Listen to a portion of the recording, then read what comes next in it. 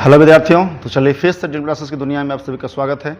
और चलिए हम लोग बायोलॉजी का सेशन चल रहे थे जिसमें आप सभी का 25 नंबर क्वेश्चन तक हो गया था। इसमें चलते 25 से आगे बढ़ते हम लोग हैं और देखते हैं बायोलॉजी में इसके बाद क्या क्या है पढ़ना है सर। इसके बाद आपका क्वेश्चन आता है, मृदा से जल का अवशोषण मुख्यतः किस भाग के द्वारा होता है। आपका प्रश्न इसमें है, मृदा से जल का अवशोषण मुख्यतः किस भाग के द्वारा होता है। यानी कहने का मतलब ये क्वेश्चन शायद पिछले क्लास में हो चुका है। इसमें बताया था कि किसी पेड़ पौधे का कोई पेड़ पौधा हो जाए, कोई भी पेड़ पौधा हो जाए, पेड़ पौधे का ऊपर भाग होता है पत्ती होता है, नीचे जड़ होता है। ठीक है, इसमें बताया था आप लोगों को कि जो जड़ है ना, जड़ ही का काम होता है कि जो जल है इस जल को लेकर जाता है ऊपर पत्ती तक, और पत्ती जो है खाना बनाता है और खाना बना करके यह सभी अंगों तक पहुंचाता है। यानी जो जल ले जाएगा नीचे से वो कौन होगा बाबू, मूलरोम होगा। इसी को हम जड़ करते हैं।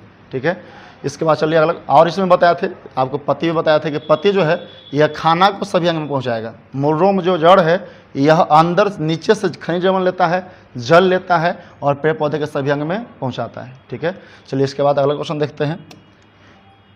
अगला 76 नंबर क्वेश्चन है कि रंध्र के द्वारा वाष्पोत्सर्जन की क्रिया में क्या मुक्त होता है। अच्छा, ये पता है कि ना आप लोग को? यदि आप पहले क्लास किए हो तो ठीक है, जो आज तक क्लास कभी नहीं किए हैं उनको हम बता दें क्या की क्रिया होता है कुछ। देखिए, जैसे कहते हैं किसी पत्ती द्वारा, पेड़ पौधे के पत्ती आप देखे होंगे, इस पत्ती में यदि प्रकाश संश्लेषण क्रिया होगा, जैसे हम लोग बताइए तो हम लोग सांस लेते हैं, तो सांस लेने की क्रिया में क्या होता है कि हम लोग का नाक के सांस के साथ साथ जल भी बाहर निकलता है। जिससे जल को बाहर निकलने से कहते हैं कि यदि जल बाहर निकल रहा है तो आप कह सकते हैं कि यदि उसको आईना के पास ठंडा के मौसम में ले जाइए, वो अपने उस पर लेयर बढ़ जाता है और उसको कुछ नाम लिखे तो लिखा जाता है। यानी कि जैसे जल बाहर निकलता है ना वाष्पीकरण क्रिया में, वैसे ही कर सकते हैं। जैसे हम लोग सांस लेते हैं नाक से, वैसे पेड़ पौधा सांस किससे लेता है, पत्ती से। और पत्ती जो होता है यह गैस को लेके आने या जाने का, गैस का आदान प्रदान करने का जो क्रिया करता है उसको में ही जो वाष्पोत्सर्जन क्रिया कहता है कि यदि आदान प्रदान किया और जल के साथ, वाष्प के साथ यदि जल भी बाहर निकल रहा है तो इसको हम क्या बोलते हैं, वाष्पोत्सर्जन कहते हैं। यानी कहने का मतलब कि पत्ती द्वारा जल जो है यह वाष्प में पहले बनेगा और वाष्प में बनने के बाद यदि ऊपर वायुमंडल में जाएगा तो इसे हम क्या कहते हैं, वाष्पोत्सर्जन कहते हैं। अब आपसे इसमें पूछा गया है कि वाष्पोत्सर्जन क्रिया में क्या मुक्त होता है, उस क्रिया के पश्चात क्या निकलता है, क्या जलवाष्प निकलता है, क्या गैस निकलता है, कि कार्बन डाइऑक्साइड निकलता है, या इनमें से कोई नहीं निकलता है। तो बताओ, कभी भी पेड़ पौधा CO2 छोड़ेगा, वो तो ग्रहण करता ना है। गैस ये तो अलग बात होगा। जलवाष्प, यह जलवाष्प छोड़ता है, जैसे हम लोग जलवाष्प छोड़ते ना हैं वैसे भी छोड़ता है। ठीक है, अगला क्वेश्चन देखते हैं, 76 और 77 देखते हैं। देखिए, इसमें कहता है रक्त द्रवीय संयोजी ऊतक की प्रवृत्ति कैसी होती है। रक्त जो होता है इसका प्रवृत्ति कैसा होता है, अम्लीय होता है कि क्षारीय होता है। तो आप केमिस्ट्री में पढ़े होंगे कि जिसका pH मान 7 होता है, एक स्केल हो pH स्केल, इसको pH स्केल कहते हैं। जिसका pH मान 7 होता है वो हमेशा उदासीन प्रवृत्ति का होता है। कैसा होता है, उदासीन प्रवृत्ति का। और जिसका pH मान 7 से कम होता है वो होता है अम्लीय, और 7 से अधिक होता है वो क्या होता है, क्षारीय। तो हम लोग पता करते हैं कि जो रक्त है ना, रक्त, इसका pH मान 7.2 से लेकर 7.4 तक होता है। जब आपसे पूछा जाए तब, यदि लगातार क्रम वाइज पूछेगा तब 7.2 से कहाँ तक होता है, तो 7.4 तक होता है। तो इसमें आपको बताइए तो 7 से ज़्यादा के 7 से कम है। जब 7 से ज़्यादा है तो उदासीन बताते, क्षारीय बताया ना, अधिक होगा तो क्षारीय, और 7 से कम होगा तो क्या होगा, अम्लीय। तो 7 से अधिक तो क्षारीय ना होगा। तो आप बताइए क्या बोला गया कि रक्त द्रवीय संयोजी ऊतक की प्रवृत्ति कैसी होती है, अम्लीय होती है, क्षारीय होती है, उदासीन होती है, कि इनमें से कोई नहीं। तो क्या हो सकता है, क्षारीय होगा, क्योंकि इसके pH में कितना होता है, 7.2 से 7.4 तक। लेकिन एग्जैक्ट यदि आपको से ऑप्शन ऐसे मिल जाए, 7.2 मिल जाए, 7.4 मिल जाए, तो आप इसका टिक मारिएगा, 7.4 होता है। केवल एक ऑप्शन पूछा जाएगा तब, आपको नहीं, केवल प्रश्न को ये ऑब्जेक्टिव ना हो कि ऐसे एक नंबर पूछेगा तो आप क्या बताइएगा, 7.2 से 7.4 तक। ठीक है, आगे देखते हैं क्या बात, प्रश्न देखते हैं। अगला है रक्त का pH मान कितना होता है। देखिए, अभी इसी का चर्चा कर रहे थे कि यदि 7.2 भी शामिल हो, 7.4 भी शामिल हो तो क्या मानना आपको, ठीक 7.4। यानी ऑप्शन आपका क्या हो जाएगा, 7.4 हो जाएगा, ये आपका ऑप्शन हो जाएगा। चलिए अगला देखते हैं। कहता है क्वेश्चन, प्लाज्मा में जल कितना प्रतिशत होता है। थोड़ा सा प्लाज्मा का मैं थोड़ा अध्ययन कर लेते हैं। जिस विद्यार्थी का बायोलॉजी पूरा का पूरा उड़ गया है उसी के तो बता रहे हैं कि उसको हम एकदम जड़ से ले चलेंगे। ऑब्जेक्टिव छूटना चाहिए, कैसे सब्जेक्टिव तो छूट जाएगा वो अलग बात है, ऑब्जेक्टिव नहीं छूटना चाहिए। सर देखिए इसमें कहते हैं कि जैसे रक्त आप पढ़े होंगे, रक्त में कहते हैं कि रक्त के मुख्यतः दो अवस्था होता है। दो अवस्था में कह सकते हैं कि एक होता है प्लाज्मा, एक भाग क्या बोलते हैं प्लाज्मा कहते हैं, और एक भाग को बोलते हैं कोशिका।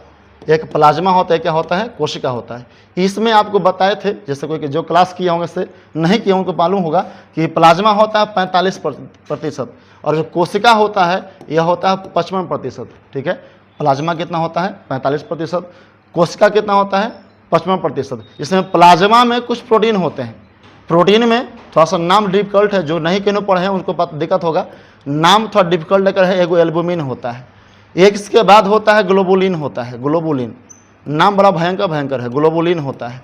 और एक और होता है इसका प्रोटीन, इसको बोलते हैं फाइब्रिनोजिन, फाइब्रिनोजिन होता है। ठीक है, जानते इसका प्रोटीन जो होता है ना, ये प्रोटीनवा जो होता है इसमें 3 गो होता है, एल्बुमिन, ग्लोबुलिन और फाइब्रिनोजिन। इसके सहायक प्रोटीन का क्या नाम है, हेपेरिन नाम है। क्या नाम है वो, हेपेरिन नाम है। और जो हेपेरिन है ना, ये रक्त को थक्का जमने से रोकता है, और ये जो है थक्का जमने में सहायता करता है। ई का काम कुछ रक्त थक्का जमने में सहायता करता है। जब भी रक्त थक्का जमेगा तो किससे जमेगा, फाइब्रिनोजिन से जमेगा, इसकी सहायता काम करता है। और ये रक्त थक्का जमने से रोकता है। यदि किसी व्यक्ति को ब्लड मतलब कहीं कट उड़ गया है, ब्लड नहीं रुक रहा है, समझिए उसमें हेपेरिन की मात्रा बढ़ गया है, और बढ़ने से क्या होता है, रक्त थक्का हाल ही नहीं जमता है।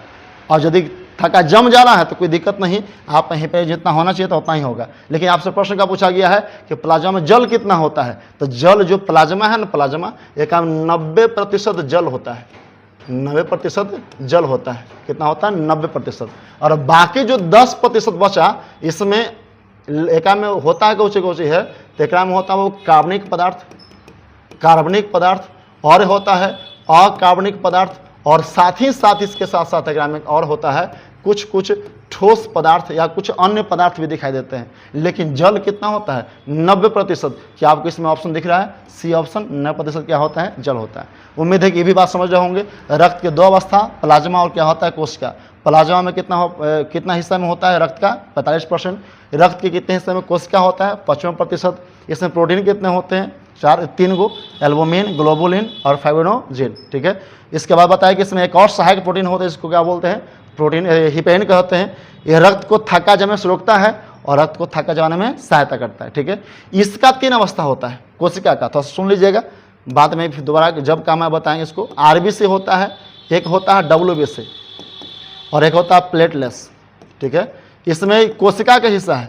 आरबीसी जो होता है, आरबीसी ये रक्त को लाल करने का काम करता है, इसी का नाम है रेड ब्लड सर्कुलस। ये होता है व्हाइट ब्लड सेल, ये क्या होता है प्लेटलेट्स। और ये इसका भी वही काम है जो काम था फाइब्रिनोजिन का, इसका भी काम है ब्लड को थक्का जमने में सहायता करना। ठीक है, अब आरबीसी समझ गए होंगे, डब्ल्यूबीसी, प्लेटलेट्स। ठीक है, ये किसका हिस्सा होता है, कोशिका का हिस्सा होता है। उम्मीद है इतना आप समझ रहे होंगे। आपसे पूछा जाए कि आरबीसी का जीवन काल कितना होता है, तो 120 दिन होता है बबुआ, 120 दिन बोलना कि आरबीसी बनता है और फिर उसके बाद क्या हो जाता है, मर जाता है। फिर डब्ल्यूबीसी का कितना दिन होता है जीवन काल, तब 5 से 6 दिन।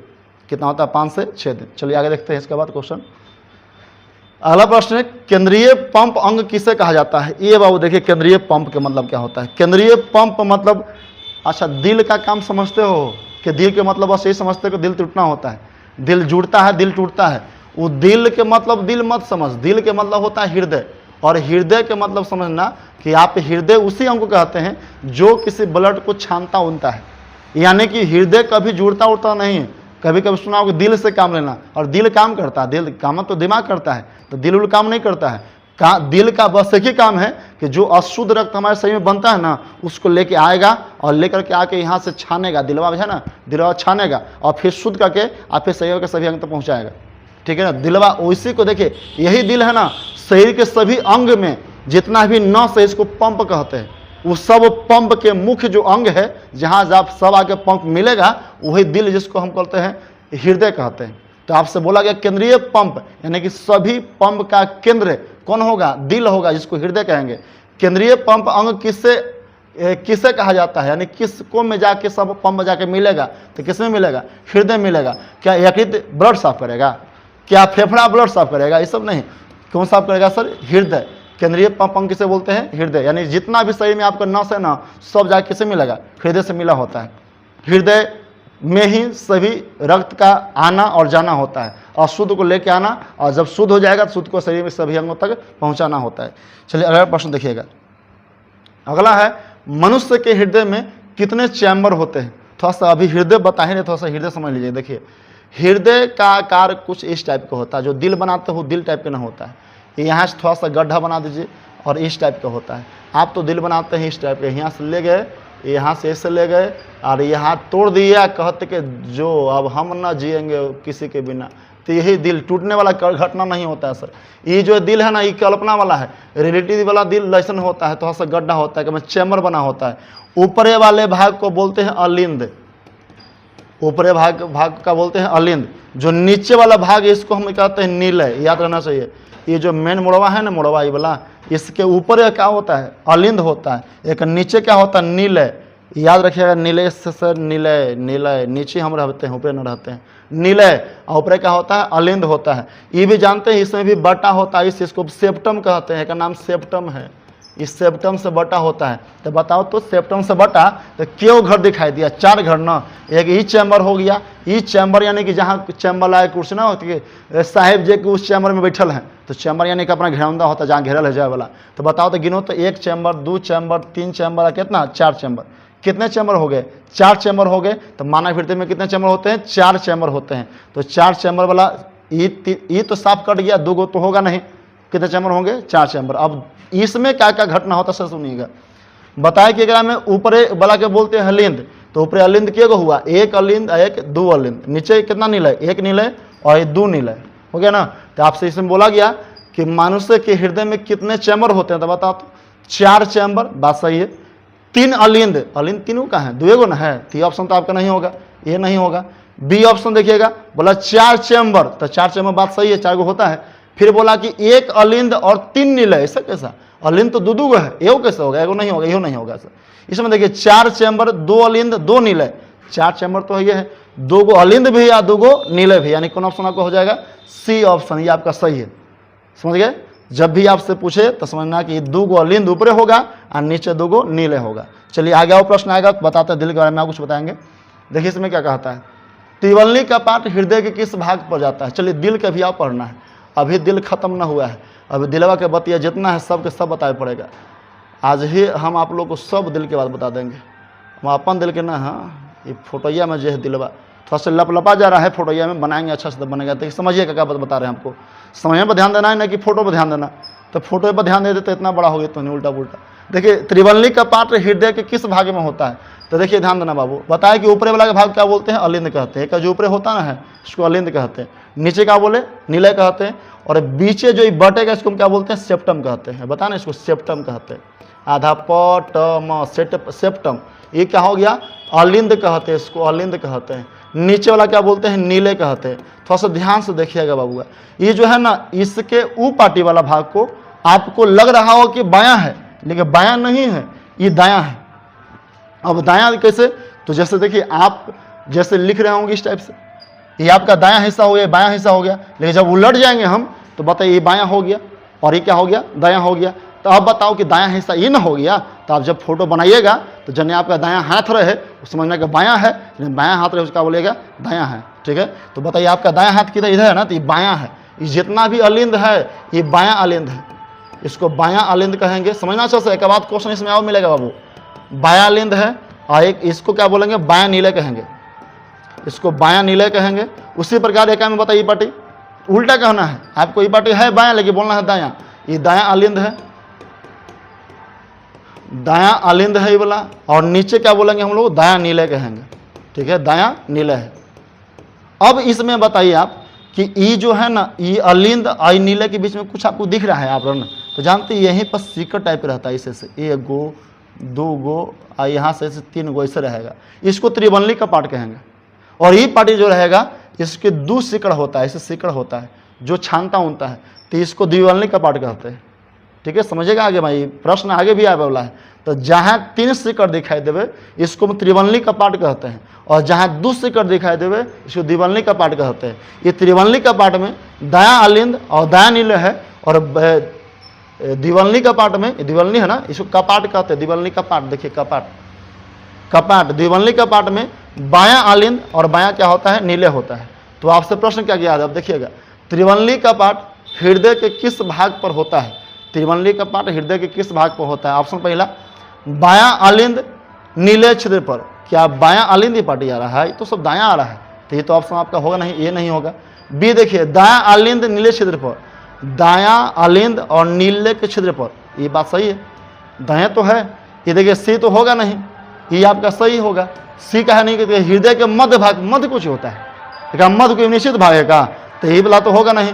चलेगा डी देखिए, डी में कहता है हृदय के शीर्ष भाग पर का, ऊपरी आपको बताएं हम, त्रिवलनी कपाट होता है, ऊपरी नहीं होता है सर, जब भी होता है तो बीचे बीचे होता है। यहाँ पर त्रिवलनी कपाट और यहाँ पर क्या होगा, द्विवलनी कपाट। इस बात को हमेशा ध्यान रखिएगा कि जब भी आपको बोलेगा कि त्रिवलनी कपाट किस भाग पर होता है, तो दायां लिंद और नीले के छिद्र पर। यदि बोलेगा द्विवलनी कपाट बोलेगा, तो याद रखिएगा द्विवलनी कपाट में बायां आलिंद और क्या होगा, बायां नीले हो जाएगा। समझ गया, याद रखिएगा।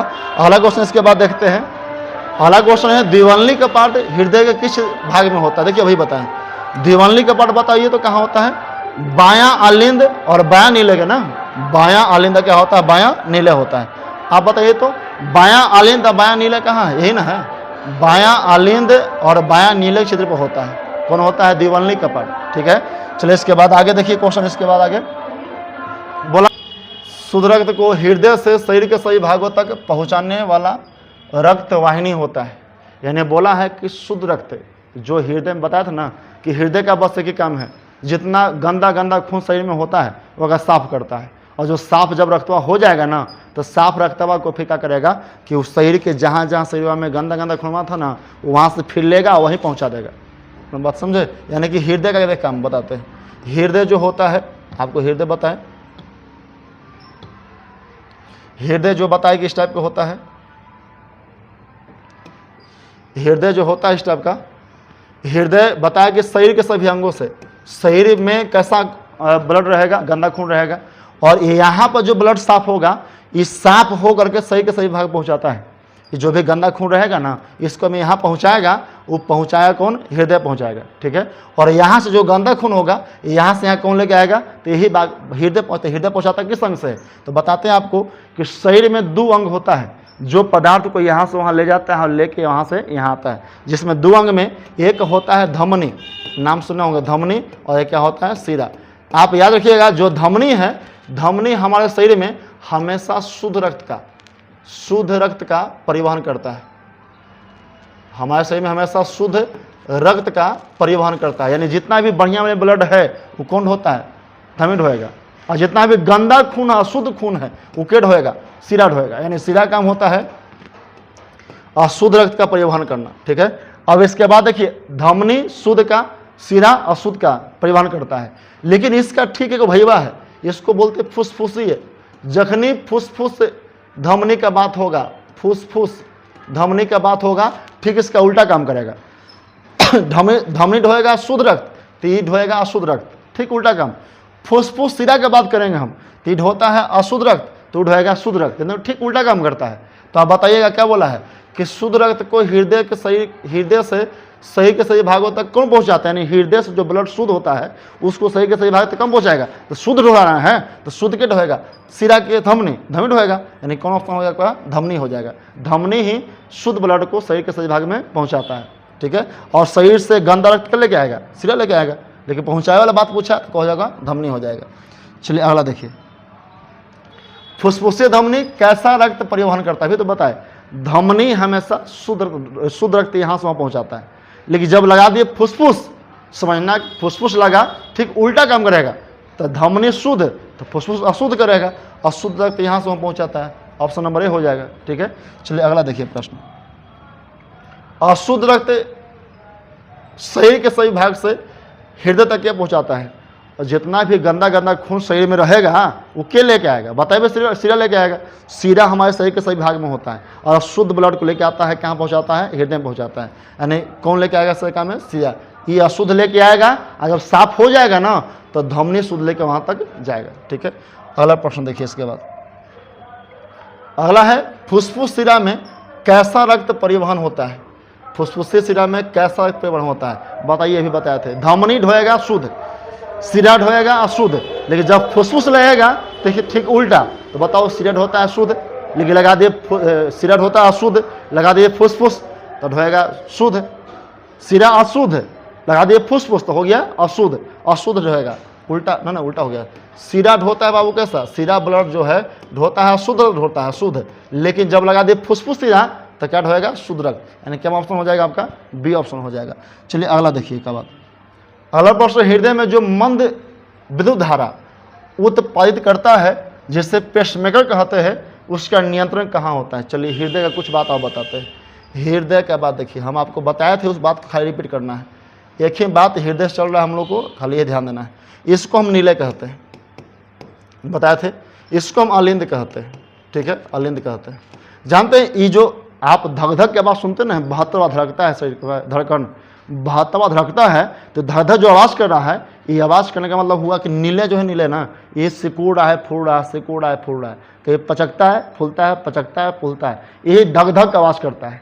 और आपको बोला है कि अच्छा ये बताओ, शरीर में जहाँ फूलेगा पचकेगा तो कहीं ना कहीं घर्षण होगा ना, और जब घर्षण होगा तो घर्षण से करंट निकलवे करता है। तो यही बोला कि क्या में मंद विद्युत धारा, कुछ करंट जो निकलता है, विद्युत धारा जो निकलता है, उसको हम कहते हैं पेसमेकर, यानी कि जो इसका नियंत्रण जो करता है उसको पेसमेकर व्यवस्था कहा जाता है। लेकिन कहता है कि उसका नियंत्रण क्या करता है, इलेक्ट्रिक वगैरह निकलेगा सही में विशेष झटका मारेगा ना, लेकिन उसका नियंत्रण क्या करता है, तो उसका नाम है ECG यंत्र, यानी पूरा नाम है इलेक्ट्रोकार्डियोग्राफी। ये जो है हमारे धड़कन के ऐसे से करता है ना, धुकधक, उसको कंट्रोल में लाता है, उससे निकलता है आवेग है, उससे निकलता विद्युतीय आवेग है, उसका कंट्रोल जो करता है वो कौन होता है, ECG यंत्र, यानी इलेक्ट्रोकार्डियोग्राफी, ठीक है। अगला प्रश्न देखिएगा। अगला है, हृदय के विद्युत धारा द्वारा एक यंत्र पर रेखांकित किया जाता है, उसे कहते हैं, वही बतिया में भी है, विद्युत धारा का रेखांकित किससे करते हैं, इलेक्ट्रोकार्डियोग्राफी से। ऑप्शन नंबर क्या हो जाएगा, ए हो जाएगा। चलिए अगला क्वेश्चन देखिएगा। धमनी की दीवारें शिरा की अपेक्षा क्या होता है, धमनी मोटा होता है शिरा की अपेक्षा से। धमनी मोटा होगा क्योंकि शुद्ध होता है, और शिरा क्या होगा, पतला होगा। धमनी मोटा होता है, शिरा क्या होता है, पतला होता है। दोनों तुलना किया जाता हो।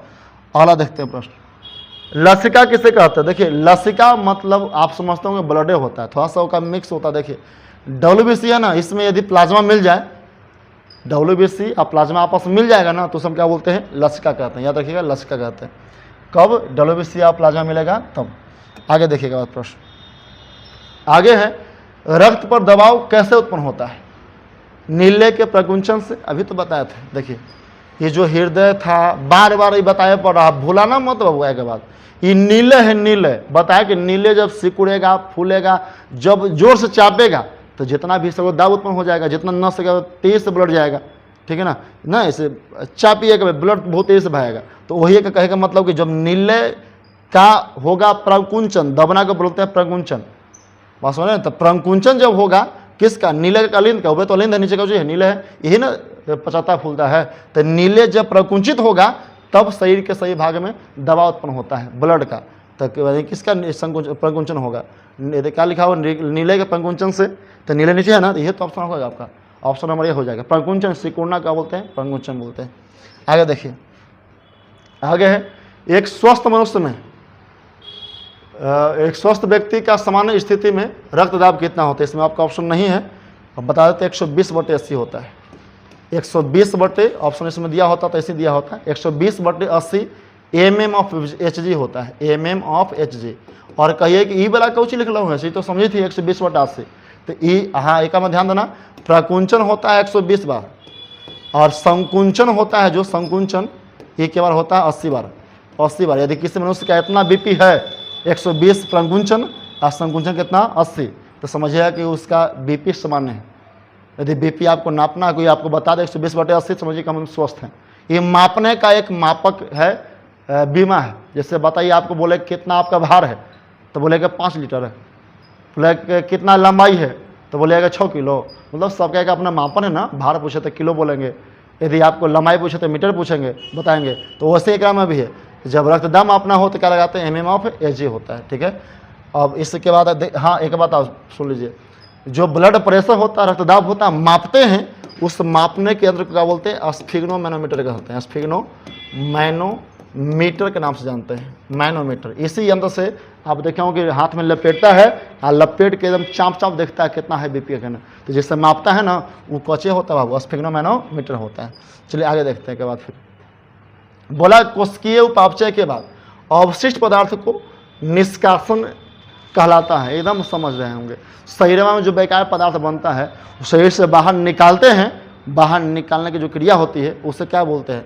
अपशोषण कहते हैं। क्या निगल जाते हैं? नहीं, शरीर से बाहर निकालना क्रिया बताएं। जिससे शरीर से बाहर निकालना कहलाता है उत्सर्जन। शरीर वाला उत्सर्जन में समझ रहे होंगे नाक का नेटा, कान का हुआ, 1 नंबर 2 नंबर जो समझ रहे हैं उससे बेकार चीज़ शरीर से बाहर निकलता है, वो शरीर में बेकार चीज़ बनने के बाद शरीर से बाहर निकलता है, उस हम क्या बोलते हैं? उत्सर्जन कहते हैं। शरीर में बेकार चीज़ बन जाएगा उसको शरीर से बाहर निकालने जो क्रिया होती है उस हम क्या बोलते हैं? उत्सर्जन कहते हैं। चलिए इसके बाद देखते हैं अगला प्रश्न। बोला मनुष्य का मुख्य उत्सर्जन अंग एवं उत्सर्जी इकाई किसे कहते हैं? हम ध्यान देना, शरीर के सबसे प्रमुख अंग जो शरीर के गंदगी को बाहर निकालता होगा वह कौन होता है? तो आपको बताइए सर, क्या वृक्क होता है, क्या यकृत होता है, क्या वृक्क होता है, क्या यकृत होता है?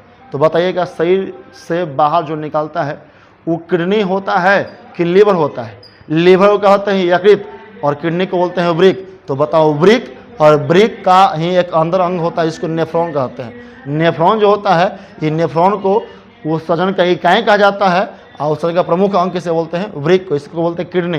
किडनी के काम को चीज़ है जितना भी गंदगी है शरीर को बाहर निकालता है। किडनी के अंदर ही रेशेदार भाग होता है उसका बोलते हैं नेफ्रॉन कहते हैं। इसको इकाई कहते हैं, इसके प्रमुख अंग कहते हैं जो बेकार पदार्थ शरीर से बाहर निकलता है। चलिए अगला प्रश्न देखिएगा। अगला है नेफ्रॉन में कप जैसी रचना होती है। नेफ्रॉन आपको दिखाते हैं, देखिए आप किताब में मुड़िया ऊपर रहता है, ये नेफ्रॉन है आपका, ये नेफ्रॉन। तो ऐसे नेफ्रॉन से देख लीजिए ताकि बाद में फिर दिक्कत ना हो।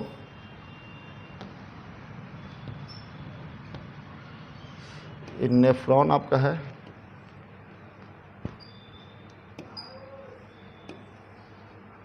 इसे में एक जगह पर थोड़ा पतला हो जाता है, इसको हम लोग हेना लूप कहते हैं। इस टाइप का होता है, इससे में जहाँ तहाँ इसे नली होगा जहाँ तहाँ। तो देखिए ये जो इसको बोलते हैं वीमेन संपुट, याद रखिएगा वीमेन संपुट कहते हैं। आई जो होता है इसको बोलते हैं वृक्क नली बाबू, वृक्क नली कहते हैं, वृक्क नली। और ये जो दबा हुआ भाग है ना मोटा के बाद पतला, इसको बोलते हैं हेनल लूप, हेनल लूप कहते हैं, याद रखिए हेनल लूप। आई जो है इसको बोलते हैं संग्राहक नली, संग्राहक नली कहते हैं, संग्राहक नली। और ये जो नीचे है ना नली जाता है मूत्र मार्ग की ओर जाता है, मूत्र मार्ग की ओर जाता है। यानी कि जब ये किडनी के अंदर का भाग है, किडनी नहीं किडनी के अंदर का भाग है, तो बोला कि नेफ्रॉन में कप जैसा भाग, कप जैसे कौन काम दिखाई दे रहा है? ये बोला ये दिखाई दे रहा है कप जैसा। तो ये जो भाग है इसको हम क्या कहते हैं? इसको क्या बोलते हैं? वो वीमेन संपुट कहते हैं। वीमेन संपुट हेनलू पूछता तो हे वाला होता है, वृक्क नली पीछे वाला, संग्राहक नली कहाँ होता है? पीछे वाला होता है। चलिए आगे देखते हैं। बोला यूरोक्रोम के कारण मूत्र का रंग कैसा होता है? यूरोक्रोम के वजह से ही, अच्छा जब भी व्यक्ति का कोई बीमारी पड़िएगा ना सर, बीमार पड़ने के बाद किसी मूत्र का रंग पीला होता है, मतलब यूरोक्रोम की मात्रा अधिक निकल रहा है, और अधिक निकलने से ही मूत्र का रंग कैसा हो जाता है? पीला हो जाता है। तो बोला कि इसके वजह से मूत्र का रंग कैसा हो जाता है? तो पीला हो जाता है, पीला हो जाएगा। चलिए अगला देखिएगा बाद फिर आगे में फिर है अमीनो अम्ल से बनने वाला प्रोटीन उपापचय का उपोत्पाद है। मतलब अमीनो अम्ल का प्रोटीन से जब संयोग होगा तो क्या बनेगा सर? इसमें आपको ऑप्शन दिया हुआ है कार्बन, विटामिन, यूरिया और ग्लूकोज। क्या बनेगा आपका? यूरिया बनता है, याद रखिएगा इसको, यूरिया बनता है। आगे चलिए इसके बाद कृत्रिम वृक्क के जैसा कार्य करता है। देखिए कृत्रिम वृक्क का कम काम आता है। जैसे किसी व्यक्ति का पूरा किडनी एकदम खराब हो गया है, और किडनी खराब हो गया है, हमेशा कभी कभी किसी का सोच आता है कि किडनी हम किसी को दान तो नहीं करते हैं, तो दान नहीं कीजिएगा। जब आपका ऐसा नहीं कि उम्र उतना ही रह जाएगा, बहुत अच्छा वाला आदमी है ना नज़दीकिया तो दान कर सकते हैं आप, और ना तो दान करे कि नौबत आवे तो उसी को दान कीजिए जो एकदम विशेष है तब, और न तो किसी दान मत कीजिए। सर किडनी 2 और 1 में अंतर है। किडनी का काम होता है हमारी गंदगी को छानना। बताइए जहाँ 2 फिल्टर लगल है और जहाँ फिल्टर 1 लगल है, ज़्यादा लाभकारी कौन होगा? जो 2 फिल्टर होगा से ज़्यादा छानेगा। तो बताइएगा इसलिए किडनी का डोनेट करने आवश्यक है, उसके लिए जो आपका अपना है, ना तो किडनी डोनेट मत कीजिए। सर कोई कितनों कह देवे कि कुछ ना हो तो कुछ ना हो तो ना कैसे होगा? जिंदगी आधा हो जाएगा। तो किडनी डोनेट नहीं करना चाहिए। देखिए तो काम बोला कृत्रिम ब्रेक, किसी किडनी यदि किसी रोग या चोट से खत्म हो जाता है, उस अवस्था में जब किडनी का काम क्या होता है, गंदगी को बाहर निकलना। जब बताइए जब किडनी न रहेगा, क्या गंदगी सही से बाहर निकलेगा? और नहीं निकलेगा तो गंद का जमा हो जाएगा शरीर में ना, और जब जमा हो जाएगा तो उसको बाहर निकालने के लिए जिस पदार्थ का प्रयोग करते हैं, जिस मशीन का प्रयोग करते हैं, उस हम क्या बोलते हैं सर, डायलिसिस मशीन कहते हैं। याद रखिएगा कि जब किडनी यदि किसी रोग या चोट से ग्रसित हो जाए तो उस अवस्था में शरीर में गंदगी जमा होने लगता है, और जब गंदगी जमा होने लगता है उस गंदगी को शरीर से बाहर निकालने के लिए जिस प्रोसेस का, जिस मशीन का प्रयोग करते हैं, उसे हम क्या बोलते हैं, डायलिसिस मशीन कहते हैं। ठीक है, आगे देखिए प्रश्न इसके बाद आगे है टेनिन, रेजिन, गोंद आदि उत्सर्जित पदार्थ हैं। यानी टेनिन, रेजिन, गोंद यह किस अंग से, किस भाग से यह बेकार पदार्थ निकलता है? क्या जंतुओं से निकलता है? जंतु में ये सब गोंद पाया जाता है कहाँ? हाँ, पेड़ पौधे से निकलता है, कवक में नहीं रहता है, सवाल में नहीं रहता है। ये कहाँ रहता है सर? टेनिन, रेजिन, गोंद आदि में होता है। ठीक है, बाकी इसमें जो भी आप लोग विद्यार्थी देख रहे हैं, यदि किसी को इस सेशन अच्छा लगा होगा तो बिना लाइक कर ले मत जाइएगा, वीडियो को लाइक कर लीजिएगा। और जो नए विद्यार्थी इस वीडियो को देख रहे हैं एकदम सब्सक्राइब करना मत भूलिएगा सर, क्योंकि आपको इस वीडियो से लाभ होने वाला है। अभी तो शुरुआती नहीं, नवंबर से दिसंबर आते तक आपका वीडियो लगातार जाएगा। इसमें आपको अभी चल रहा है बायोलॉजी का ऑब्जेक्टिव सेशन, फिर इसके बाद केमिस्ट्री ले चलेंगे और आपका ये दोनों पेपर आपको सही करवा देंगे सर। इसमें कोई क्वेश्चन आपको दिक्कत ना होने देंगे। बाकी यदि कोई क्वेश्चन आपको, जैसे मैथ के प्रीवियस क्वेश्चन होता है, वो आपको सॉल्यूशन करवा सकते हैं सर। तो जितना भी विद्यार्थी हैं, नए हैं, वो सब्सक्राइब कर लीजिए। जो नए विद्यार्थी हैं लाइक कर लीजिए। बाकी अपने जितने भी साथी हैं वो वहाँ तक शेयर कीजिए, क्योंकि आपको इसमें कोई खास पैसा लगने वाला नहीं है सर। यदि कोई ऐसा खास पैसा लगता शेयर करने में तो आपको हम नहीं कहते। तो जब कोई नहीं पैसा लगता तो शेयर कीजिए ना सर। ठीक है, तो थैंक यू।